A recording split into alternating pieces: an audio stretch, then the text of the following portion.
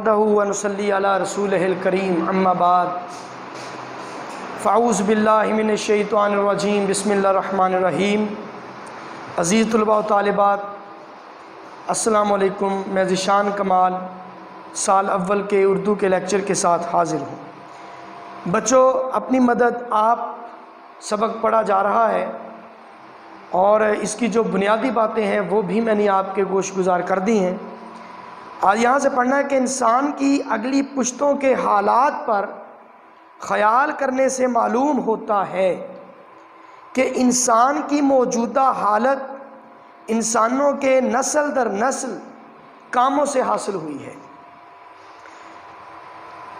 اگر مطالعہ کیا جائے انسان کی گزری ہوئی نسلوں کا، وہ نسلیں جو ہم سے پہلے گزر چکی ہیں، تو ہم پر یہ بات عیاں ہوگی کہ انسان کی ترقی اور فرسودگی سے، پسماندگی سے، آسودگی کا یہ سفر ایک دم طے نہیں ہوا، بلکہ ہر نسل نے انسان کی ترقی میں اپنے حصے کا کردار ادا کیا۔ ہر نسل کے محنت کرنے والے لوگوں نے کام کیا، محنت کی، کوشش کی اپنی آئندہ نسلوں کو کچھ دینے کی، اور پچھلی نسلوں کی بنائی ہوئی بنیادوں پر آنے والی نسلوں نے عمارت تعمیر کرنے کی کوشش کی، اور اس کوشش کے نتیجے میں نسل در نسل انسان ترقی کرتا گیا، اور آج انسان کی جو موجودہ ترقی کی شکل ہے یہ پرکھوں کی محنت اور نسل در نسل انسان کی کاوشوں کا نتیجہ ہے۔ ہر دور میں ضرورتیں بدلتی رہتی ہیں، اور ضرورتوں کے ساتھ ساتھ انسان کو ایجادات کا در کھولنا پڑتا ہے۔ اس لیے کہا جاتا ہے ضرورت ایجاد کی ماں ہے۔ تو انسان نے وقت اور حالات کے مطابق، ضرورت کے مطابق طرح طرح کی چیزیں ایجاد کی، اور آنے والی نسلوں نے ان ایجادات کو ترقی دینے کی کوشش کی۔ محنتی اور مستقل مزاج، محنت کرنے والے لوگ ہر دور میں تھے، جنہوں نے محنت کی اور مستقل مزاجی کے ساتھ استقامت، نبرد آزمائی اور بلند حوصلگی کے ساتھ جو کام کرتے رہے۔ ان میں زمین کے جوتنے والے بھی تھے، زمین کے جوتنے والے تھے جنہوں نے زمین کا سینہ چاک کیا، بنجر زمین کو زرخیز کیا، اسے قابل کاشت بنایا، اس میں فصلیں بوئیں، اناج اگایا، اور آنے والی نسلوں کو زرخیز زمین وراثت میں دی۔ اور ان میں کان کھودنے والے بھی تھے، جنہوں نے کانیں کھود کر طرح طرح کی معدنیات نکالیں، نئی نئی باتیں ایجاد کرنے والے لوگ بھی تھے، جنہوں نے اپنے تخیل کی بنیاد پر مخفی باتوں کو تلاش کیا، تخیلات کی بنیاد پر ہوا میں قلعے بنائے، کیونکہ پہلا قلعہ ہوا میں بنتا ہے، پھر اس قلعے کو زمین پر اتارا جاتا ہے۔ سب سے پہلے کسی بھی چیز کی تعمیر میں سب سے پہلے ایک اعلیٰ خیال کا ہونا ضروری ہے۔ تو ایسے لوگ تھے جنہوں نے نئی نئی باتیں تلاش کیں اور ایجادات کے رستے ہموار کر دیے۔ انسان کے لیے اللہ تبارک و تعالیٰ نے بہت سی نعمتیں اس کی آنکھوں سے مخفی رکھی ہیں۔ بہت سی چیزوں کو وہ ظاہری آنکھ سے دیکھتا ہے، لیکن بہت سی ایسی نعمتیں ہیں جن کو وہ ظاہری آنکھ سے نہیں دیکھ سکتا، انہیں ڈھونڈنا اور تلاش کرنا پڑتا ہے۔ تسخیر کائنات کے لیے انسان کو محنت کرنا پڑتی ہے۔ تو ایسے لوگ بھی تھے جنہوں نے مخفی باتوں کو تلاش کیا کوشش کی، مشاہدہ کیا اور ان مخفی چیزوں کو ڈھونڈ کر نکالا، اسے انسان کے سامنے رکھا، وہ باتیں، وہ چیزیں جن سے انسان واقف نہیں تھا۔ اسی طرح آلات جر ثقیل یعنی بھاری پتھر، بھاری چیزیں اٹھانے والے آلات سے کام لے کر بڑی بڑی عمارتیں تعمیر کی، بڑے بڑے برج بنائے۔ وہ مزدور، محنت کرنے والے لوگوں نے انسان کو ترقی دینے میں کوشش کی، انسان کو ترقی دینے میں بھرپور محنت کی، اور ہنرمند لوگ جنہوں نے اپنے ہنر سے، اپنے فن سے انسان کو پسماندگی سے نکالا اور ان کو آسودگی کا رستہ دکھایا۔ اسی طرح شاعروں نے انسان کی خامیوں کو ابھارا، ان کے سامنے رکھا اور ان کا سدباب کرنے کی کوشش کی۔ شاعر بظاہر ایک معاشرے کے لیے بے سود نظر آتا ہے، لیکن کسی معاشرے کے لیے ایک شاعر کا ہونا بے حد ضروری ہے، کیونکہ شاعر چشم بینائے قوم اور دیدہ بینائے ملت ہوتا ہے۔ شاعر یا ادیب جو ادب کا رکھوالا ہوتا ہے، یہ مقصد حیات سے روشناس کرواتا ہے، کیونکہ حیات کا ادراک سائنس سے اور مقصد حیات کا ادراک ادب سے ہے۔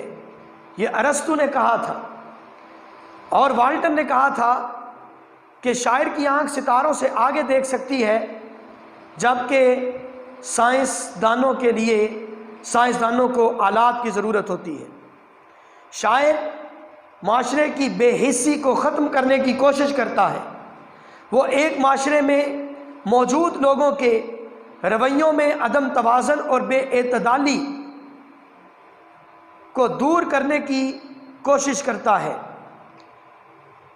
اور حکیم، صاحب دانش، حکمت والے لوگوں نے محنت کی، ہر دور میں اپنی حکمت اور دانائی کے ذریعے انسان کو بے عمل زندگی سے نکال کر انہیں عمل کا رستہ دکھایا۔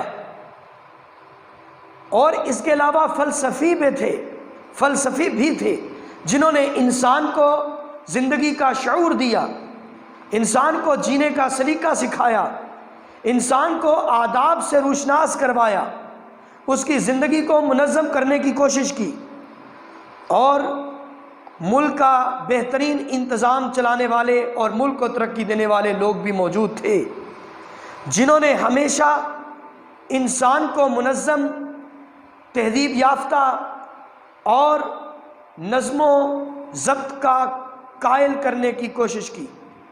نظم و ضبط قائم کرنے کے لیے ان منتظموں کا ہونا بہت ضروری تھا، اور ہر دور میں ایسے منتظم افراد نے قوم کو ایک جگہ اکٹھا کیا، ان کی بے ہنگم اور بے ترتیب زندگی کو ایک ترتیب دینے کی کوشش کی۔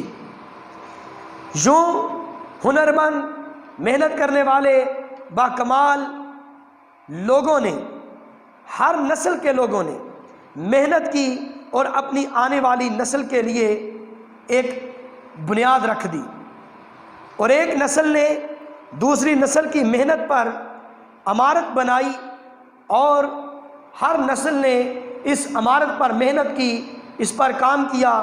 رفتہ رفتہ انسان ترقی کے مراحل طے کرتا گیا، وہ ترقی کے منازل طے کرتا ہوا آج اس مسند بلند پر فائز ہوا، متمکن ہوا۔ ان عمدہ کاریگروں سے جو تہذیب و شائستگی کی عمارت کے معمار ہیں، یہ وہ عظیم لوگ تھے، یہ محنت کرنے والے، کام کرنے والے، اپنی مدد آپ کرنے والے، اپنی صلاحیتوں کو استعمال میں لا کر انسان کو نفع پہنچانے والے، اگلی نسلوں کو سنوارنے والے۔ یہی وہ کاریگر لوگ تھے جنہوں نے تہذیب و شائستگی کی بنیاد رکھی، یہی معمار ہیں تہذیب و شائستگی اور انسانی ترقی کی عمارت کی۔ ان کی لگاتار محنت نے، لگاتار ایک دوسرے کے بعد ہونے سے محنت اور علم و ہنر میں بے ترتیبی کی حالت میں تھی، ایک ترتیب پیدا ہوئی۔ تو انہوں نے ہر دور میں اپنے علم و ہنر کے ذریعے بے ترتیبی کو ترتیب اور ناشائستگی کو شائستگی سے نوازا۔ انسان کے پاس جو علم تھا وہ بے ترتیب حالت میں پڑا تھا، ان لوگوں نے اس بے ترتیب علم کو ترتیب دیا، اپنے گرد و نواح سے اکٹھے کیے ہوئے علم کو ترتیب دے کر اس کی تشریح اور توضیح کرنے کی کوشش کی۔ ان کی تشریح اور توضیح پر اگلی نسلوں نے کام کیا اور رفتہ رفتہ انسان علم و ہنر کے خزانوں کا مالک بن گیا۔ رفتہ رفتہ نیچر کی گردش یعنی وقت گزرنے کے ساتھ ساتھ موجودہ نسل کو اس زرخیز اور بے بہا جائیداد کا وارث کیا ہے جو ہمارے پرکھوں کی ہوشیاری اور محنت سے مہیا ہوئی تھی۔ اب یہ ہمارے آباء و اجداد نے ہمیں ترقی کا راستہ دکھایا، ہمارے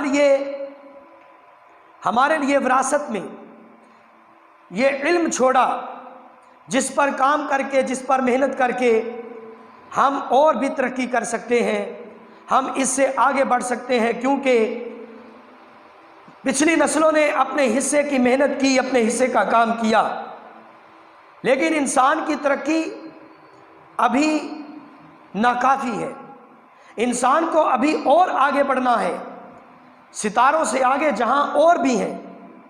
اور ذیشان کمال کا شعر ہے، یعنی میرا شعر ہے کہ جستجو سے ہوا راز یہ منکشف، ایک جہاں اور ہے اس جہاں سے الگ۔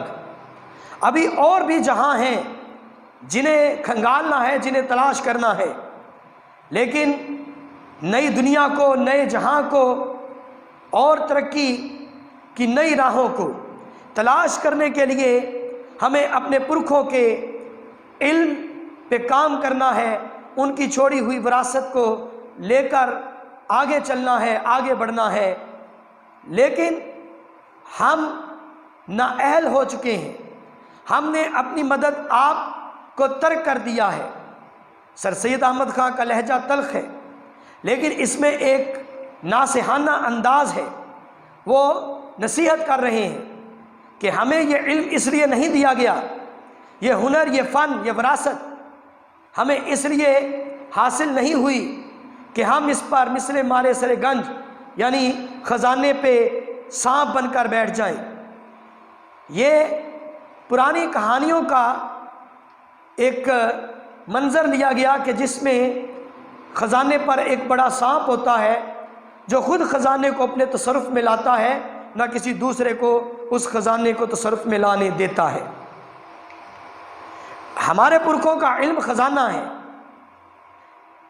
ہم اس پر سانپ بن کر بیٹھے ہیں، یعنی خود تصرف کر رہے ہیں، نہ کسی کو تصرف کرنے دے رہے ہیں۔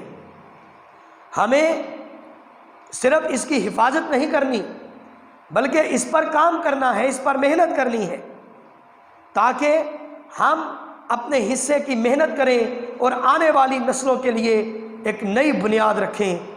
ہم آنے والی نسلوں کو نیا کام دیں، ان کے لیے راستہ ہموار کریں، ان کے لیے نئے رستے کھولیں، نئے در کھولیں۔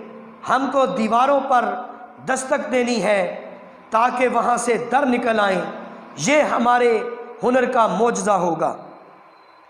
لیکن افسوس ہے، سر سید احمد خان کہتے ہیں مجھے افسوس ہے کہ ہماری قوم نے اپنے پرکھوں کی جائیداد یعنی ان کے علمی کاموں کو فراموش کر دیا، ان کو آگے بڑھانے کی جائے انہیں گنوا دیا ہے۔